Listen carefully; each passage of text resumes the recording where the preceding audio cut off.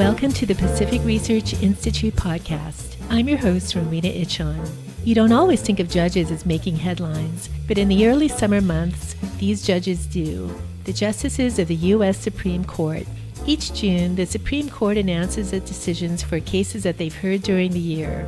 This is a particularly historic session since cases like Janus, the case on whether non-union workers should pay union dues, has been decided. In addition, Justice Kennedy, the swing vote on the court, resigned with President Trump nominating Judge Brett Kavanaugh. To tell us what all this means is Dean McGrath, a Georgetown law professor who is also in private practice. Dean was Deputy Chief of Staff to Vice President Dick Cheney.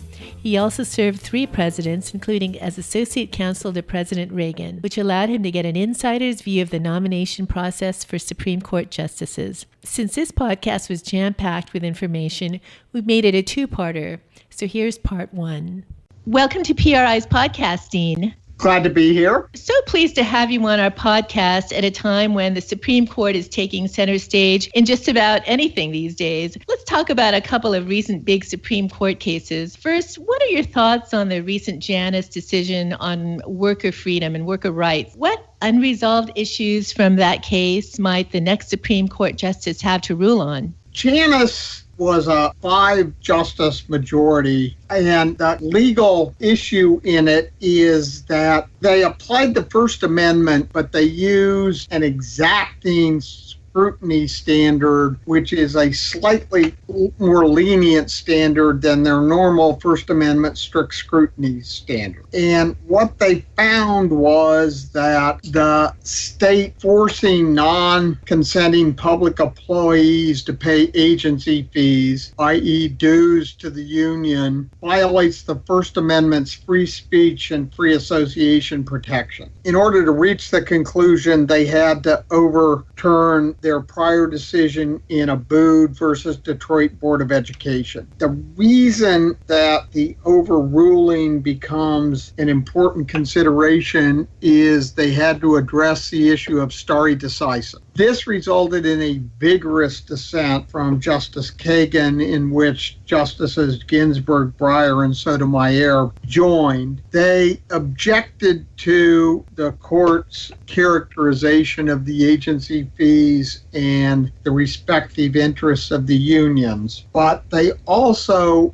really found quarrel with the court's stare decisis doctrine. Obviously, this becomes important for the consideration of other cases. Dean, for the benefit of our listeners, tell us again, you're a law professor, what is stare decisis? Stare decisis is essentially, once the court has decided something, it means following that precedent. And a couple of the criteria are, was the prior decision badly decided? I mean, the classic overturning of prior decisions are the Supreme Court's decision in Dred Scott, which required 13th, 14th, and 15th Amendments to overturn, and the Supreme Court's decision in Plessy versus Ferguson that separate but equal was an appropriate constitutional standard, which was overruled in Brown versus Board of Education. So stare decisis, reduced to its essence, means following the court's prior decision. The court is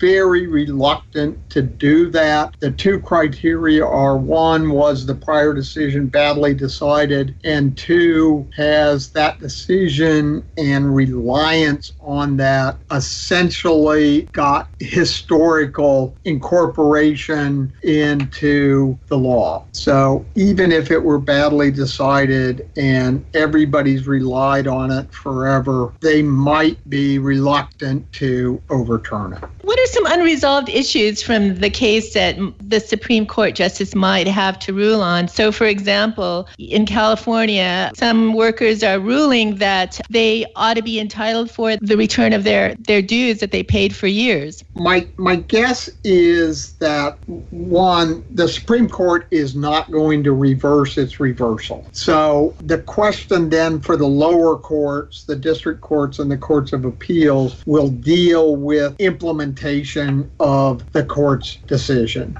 And there's separate doctrines that the court will be reluctant to retroactively apply its new decision retroactively.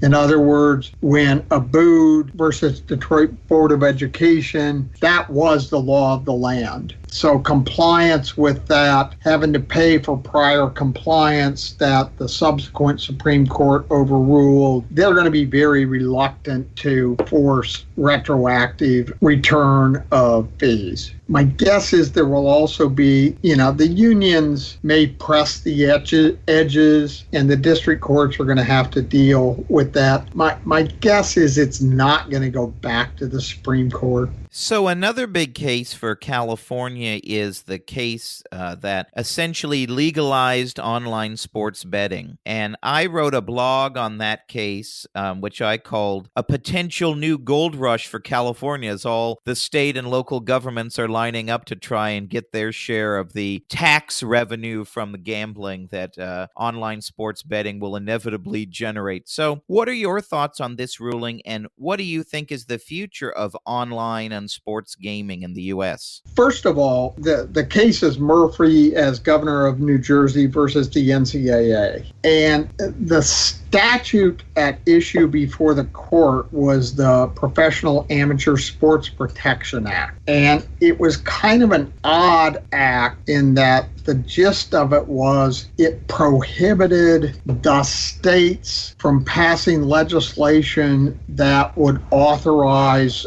gambling, casinos, all kinds of gambling. It grandfathered out Nevada. There were some unique issues involving whether New Jersey qualified for grandfathering. It did not. What the court held was that the Constitution does not authorize Congress to pass a statute that prohibits the state legislatures from passing legislation. It's what was called the anti-commandeering doctrine. That doctrine has not been widely used by the court. So legally, the question is whether the court's going to start relying more on the Anti-Commandeering Act. I think that's a very, very open issue. The practical applications are a state has to authorize the gambling. So presumably the state would have to authorize online gambling. In a second, I'll deal a little bit with the online issue, but so they would have to authorize specifically the online sports betting. Presumably they could not include that if they didn't want to. So the first hurdle is the state would have to pass legislation authorizing the gaming. It's not clear whether there were numerous provisions in the New Jersey statute authorizing betting on sports activities. First was that the betting on sports activities had to occur at an existing gambling venue, casinos, racetracks. And another condition was that there could be no betting on teams within the state. The New Jersey legislation barred betting on the net and NCAA teams within New Jersey. My guess is that those conditions probably were not essential to the Supreme Court's anti-commandeering decision. So the practical consequences are persuading the state legislature and the governor to authorize gaming activities involving sports betting. So, for example, in California, you'd have to authorize betting and you'd have to authorize betting on sports activities, and they'd have to consider whether doing that in connection with any in-state team. How much revenue it generates depends on, what kind of tax you would impose and how competitive or non-competitive that would make the state. In California's case, what's the price differential versus Nevada? The other issue is, the collection side. And one of the other decisions the court addressed last month is the case of South Dakota versus Wayfair. And in that case, the court overruled its prior decision in Quill versus North Dakota. Why is that important? Because the court in Quill 40 years ago had said that remote sellers, i.e. sellers out of state, couldn't be required to collect sales taxes unless they had a physical presence in the state. The Supreme Court said, no, you can't require the actual physical presence. So what a state can do, in this case South Dakota, is they can require an entity, say for example Amazon, to collect the sales tax at time of sale. So even though they have no physical presence in South Dakota, South Dakota could impose the requirement to collect its sales tax on the remote seller. So the court is essentially giving broader authority to the states to collect revenue from out-of-state sellers. They've given states the authority to authorize gambling and gambling on sports activities. So there's a little bit of a thread that they implicitly recognize the kind of financial situation states are in and giving them broader authority to collect revenue. So the two, both the sports betting decision and the sales tax provisions, could have a major impact on states' taxation. There's a line in our tax forms that says that don't you have to declare gambling wins, and aren't they taxed as income? So doesn't the IRS already collect on winnings? Well, there are two things. One, to the extent it is a huge winning, they actually collect it at when you cash in. So yes, there is an income part on it. The sports betting part would be that essentially the casino pays, I don't know if it's a tax or a fee on its activities. I think I read that there's $200 billion involved in sports betting. So the idea is that you wouldn't collect it from the individual, but you collect it from the sports betting venue. I see. Let's move on to a nomination of Judge Brett Kavanaugh from the Court of Appeals for the D.C. Court to the U.S. Supreme Court. What is your reaction on Judge Kavanaugh's nomination, and what can Americans expect from him on the High Court? The best way to start is, what would I think about where Judge Kavanaugh is? And he's explicitly stated that he believes a judge's obligation is to review the Constitution as written and informed by history, tradition, and precedent. My guess is he's going to be less likely than Justice Kennedy to find and stretch constitutional text. He's probably closer to Justice Alito than Justice Kennedy. I don't see him blazing new constitutional doctrine in the sense that Justice Scalia did so. Also, he has stated publicly that kind of one of his judicial heroes was Justice Rehnquist, which says a little bit since, he clerked for Justice Kennedy. He's also more likely to defer to Congress and the states on evolving social policy issues than to create new substantive rights that are not part of the constitutional text. And as we discussed earlier, my guess is with respect to stare decisis, he'll be reluctant to move to overturn well-established precedents.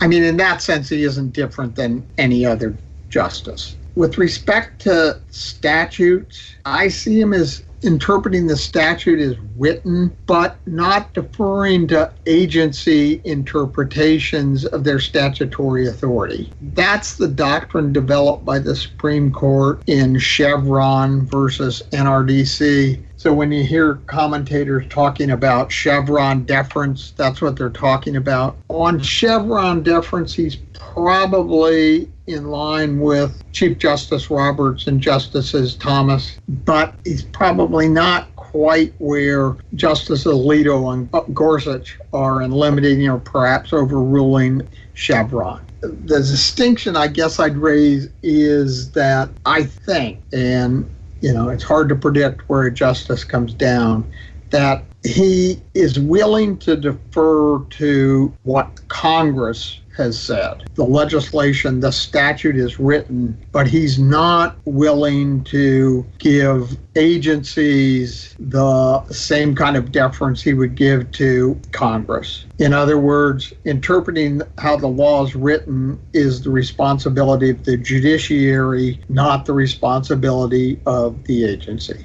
So as Californians, we'd be remiss not to ask a question about the man that Judge Kavanaugh would replace on the Supreme Court, and that our fellow Californian and Sacramentan, Anthony Kennedy. So in your view, what will he most be remembered for from his 31 years on the court? Obviously, it's hard to say, but I think probably the defining characteristic of Justice Kennedy is that he didn't have kind of a particular judicial philosophy that he used in the way he would evaluate specific decisions, specific issues. He was not a doctrinal justice. He was much more of a reviewing the cases as they came along. He adhered to, doctrines like stare decisis, that he was not a philosophically driven justice. In that sense, I think he will be remembered by the decisions that he authored or was an instrumental part of.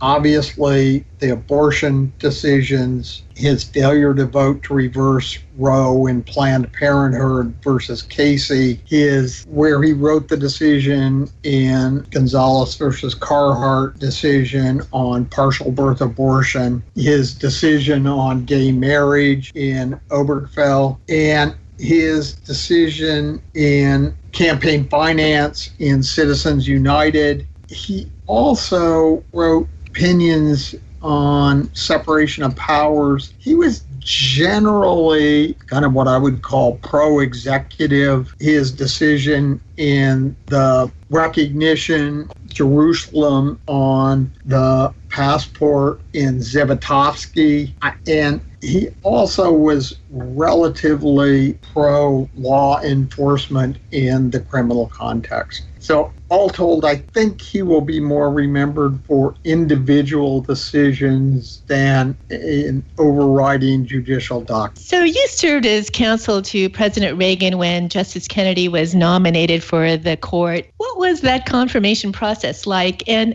how is it that a conservative president like Ronald Reagan came to nominate a Supreme Court justice that has given conservatives such angst over the years? Where to start? A little bit of history. When Chief Justice Burger resigned in 1986, I was in the White House. I was an associate counsel to the president. And in order to select the nominee to replace Burger, the winnowing process had been going on for a while, but the two candidates that came to the top were Judge Spork and Judge Scalia, who were both on the D.C. circuit at the time. President Reagan met with them, and he selected Scalia. And the Scalia confirmation process was fairly uneventful. Scalia came across affably. It was kind of the way the nomination process had historically proceeded. In 1987, when the next opening arose, Bork, who had been kind of the co-choice in 86, was picked as the president's choice. In the interim, between when Scalia was selected and Bork was nominated, the Senate had flipped from Republican control to Democratic control, and Joe Biden was the head of the Judiciary Committee. And the decision on when the hearings would start was that they'd start after the August recess. At the time, the White House, and in particular the counsel's office, was fighting on two fronts. We were in the midst of the Iran-Contra investigations, both congressional investigations in which I represented something like 50 members of the White House staff in interviews and appearances before the congressional committees, the independent counsel committee. So we were in the midst of that, and that obviously raised all kinds of political considerations. When the hearings commenced, Biden took a different approach. It was a much more confrontational, contentious, and essentially the approach of not engaging in personal attacks was breached. Bork was an incredibly intelligent legal scholar. He had very complicated views on the Constitution and how it should be interpreted, which were not reducible into kind of small segments that you could use in meetings with senators. And a lot of those did not go that well. And later on, one of his lines in his book about the confirmation process, he said that, he had conversations with Senator Specter, thought involved serious constitutional issues. He wasn't a particularly persuasive presence on TV. Unlike Ollie North in the Iran-Contra hearings, there were not tens of thousands of comments coming into senators' offices in support of Bork. So eventually his nomination came to the Senate floor and Judge Bork's nomination was defeated. So we're then in the position of coming up with a replacement justice, or replace the replacement justice nominee. And the person that both the Justice Department primarily came up with was Doug Ginsburg.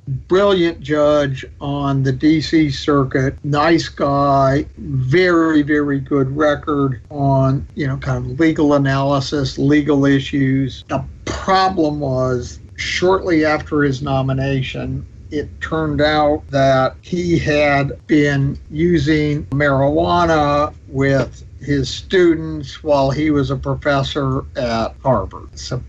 His support quickly dissipated, and he quickly withdrew his nomination. So getting back to the original part of your question, the next people that were being considered were ones that, who's confirmable. And out of that process, Judge Kennedy, who had been on the Ninth Circuit, was ultimately, reviewed. Everybody thought that he would be confirmable. So he was selected. Confirmation process was much, much, much less confrontational. And as we all know, he was approved and took his position on the court. So that's essentially how Justice Kennedy came to hold his position on the Supreme Court.